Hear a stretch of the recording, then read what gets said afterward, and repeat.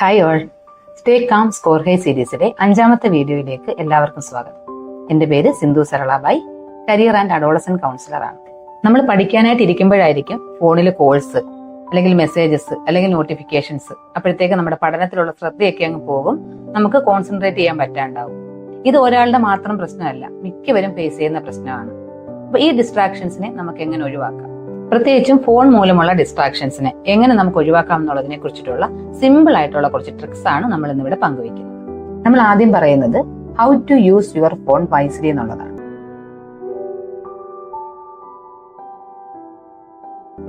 അപ്പൊ നമ്മൾ ഇന്ന് കണക്കാക്കുന്നതിലെ ഏറ്റവും വില്ലൻ, നമ്മുടെ ജീവിതത്തിലേക്ക് പ്രധാന വില്ലൻ എന്ന് പറയുന്നത് ഫോണാണ്. അപ്പൊ ആ വില്ലൻ പരിവേഷം മാറ്റിയിട്ട് നമുക്ക് ഉപകാരിയായിട്ടുള്ള ഒരു സുഹൃത്തായിട്ട് നമുക്ക് എങ്ങനെ ബുദ്ധിപൂർവ്വം ഫോണിനെ ഉപയോഗിക്കാം.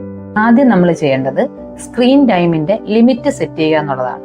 അപ്പൊ എന്താ ഈ സ്ക്രീൻ ടൈം ലിമിറ്റ് എന്ന് വെച്ച് കഴിഞ്ഞാൽ, ഇപ്പൊ നമ്മളിപ്പോ ഫോൺ ആണെങ്കിലും TV ആണെങ്കിലും ടാബ് ആണെങ്കിലും നമുക്ക് ഒരു ദിവസം നിശ്ചിത സമയം അതിനെ എത്ര നേരം ഉപയോഗിക്കണം എന്ന് നമ്മൾ തീരുമാനിക്കുന്ന ഒരു പ്രവൃത്തിയാണ് നമ്മൾ സ്ക്രീൻ ടൈം ലിമിറ്റ് എന്നുള്ളതുകൊണ്ട് ഉദ്ദേശിക്കുന്നത്.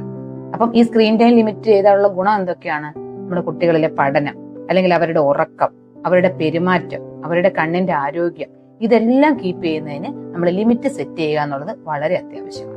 രണ്ടാമതായിട്ട് നമ്മൾ ചെയ്യേണ്ടത് turn of all non essential notifications എന്നുള്ളതാണ്. നോട്ടിഫിക്കേഷൻസ് എന്താണെന്ന് നമുക്കറിയാം.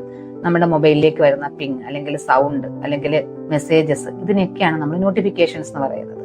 അപ്പൊ ഇൻസ്റ്റ, യൂട്യൂബ്, വാട്സാപ്പ്, ഇനി ഷോപ്പിംഗ് ആപ്സ്, ഇതിനെല്ലാം നമുക്ക് നോട്ടിഫിക്കേഷൻസ് വരും. അപ്പൊ നമ്മൾ പഠിക്കാനിരിക്കുമ്പോൾ ഈ നോട്ടിഫിക്കേഷൻസ് വന്നാലുള്ള പ്രശ്നം എന്താ? നമ്മുടെ കോൺസെൻട്രേഷൻ പോകും, അല്ലെ? അപ്പൊ നമ്മുടെ ഫോക്കസ് തെറ്റും. ബ്രെയിനിന് വീണ്ടും ഫോക്കസ് ചെയ്തെടുക്കണമെങ്കിൽ നമുക്ക് 5 തൊട്ട് 10 മിനിറ്റ് വരെ സമയം എടുക്കും. ഇത് നമ്മളെ എന്തിലേക്ക് വെക്കും? നമുക്ക് സ്ട്രെസ്സിലേക്കും ഇറിറ്റേഷനിലേക്കും നയിക്കും.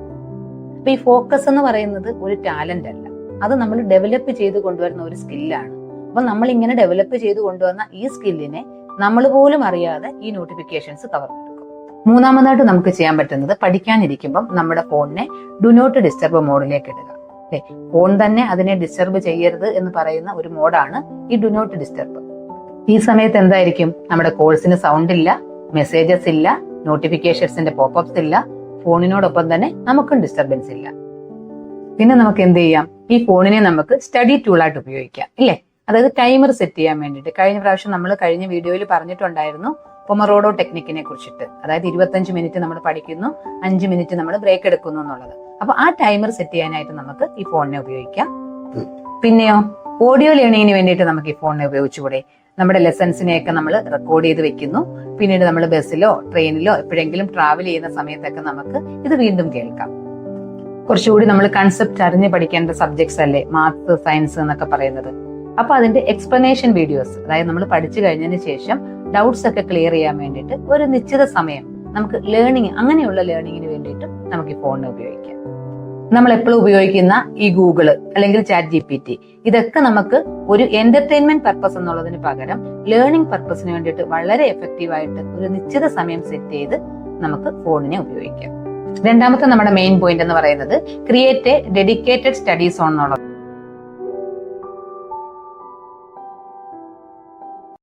സ്റ്റഡി സോൺ എന്ന് വെച്ചാൽ എന്താ? നമ്മൾ പഠിക്കാനായിട്ട് മാത്രം ഉപയോഗിക്കുന്ന ഒരു പ്രത്യേക സ്ഥലം. നമ്മുടെ എൻവയോൺമെന്റ് ആണ് നമ്മുടെ ഫോക്കസിനെ ഷേപ്പ് ചെയ്തത്. അപ്പൊ നമ്മൾ പഠിക്കാനിരിക്കുന്ന സ്ഥലം ഒരു പാർട്ടി നടക്കുന്ന സ്ഥലം പോലെയാണ് തോന്നുന്നതെങ്കിൽ നമ്മുടെ ബ്രെയിൻ എപ്പോഴും പാർട്ടിക്ക് വന്ന ഒരു അതിഥിയെ പോലെ ആയിരിക്കും പെരുമാറുന്നത്. നമുക്കറിയാലോ, നമ്മളിപ്പോ കല്യാണത്തിന് പോകുന്നത് പോലെയാണോ മരണത്തിന് പോകുന്നത്?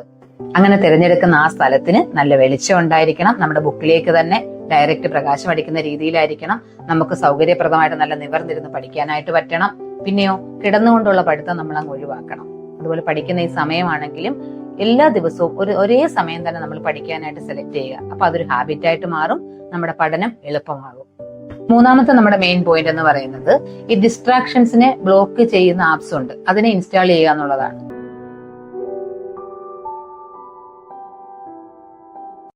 അപ്പൊ ചിലപ്പോഴെങ്കിലും ഒക്കെ ടെക്നോളജിയെ തോൽപ്പിക്കാൻ വേണ്ടിയിട്ട് നമുക്ക് ടെക്നോളജിയുടെ തന്നെ സഹായം സ്വീകരിക്കാം. ഈ ആപ്സ് എന്ന് പറയുന്നത് മൊബൈലിൽ ഒരു ഗാർഡ് പോലെയാണ് വർക്ക് ചെയ്യുന്നത്.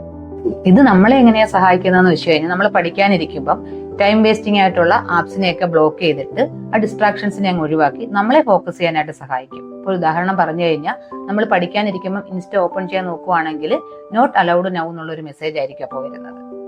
വളരെ സിമ്പിൾ ആയിട്ടുള്ള ഏറ്റവും എളുപ്പം ചെയ്യാൻ പറ്റുന്ന കുറച്ച് കാര്യങ്ങളാണ് ഇനി നമ്മൾ ലാസ്റ്റ് പറയുന്നത്.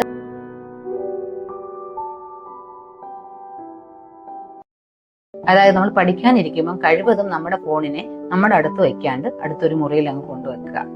പിന്നെയോ നമ്മൾ ഈ ഫോണിൽ നോട്ട്സ് നോക്കുന്നതിന് പകരം നമുക്ക് പ്രിന്റ് ഔട്ട് എടുത്ത് ഉപയോഗിക്കാൻ പറ്റുന്ന നോട്ട്സ് ആണെങ്കിൽ മാക്സിമം നമ്മൾ പ്രിന്റ് ഔട്ട് എടുത്ത് ഉപയോഗിക്കുക. നമ്മൾ പഠിക്കാനിരിക്കുന്നതിനടുത്ത് തന്നെ നമുക്ക് കുടിക്കാനൊക്കെ ആവശ്യമായിട്ടുള്ള വെള്ളം കൊണ്ടുവയ്ക്കുക.